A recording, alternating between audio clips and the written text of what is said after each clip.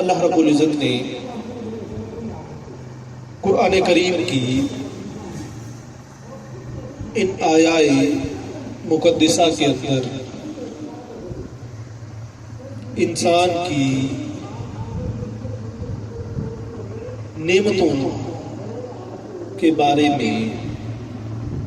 اور نعمتوں سے فائدہ حاصل کرنے کے بارے میں جچے تلے الفاظ کے اندر بیان فرمایا۔ اللہ رب العزت نے ارشاد فرمایا، بسم اللہ الرحمن الرحیم، الہاکم التکاثر، تمہیں غافل کر رکھا ہے کثرت کے ساتھ چیزوں کے جمع کرنے میں، کہ ہر ایک چیز کے اندر تم کثرت چاہتے ہو، روز بروز، دن بدن، لمحہ بلمحہ تم ہر لحاظ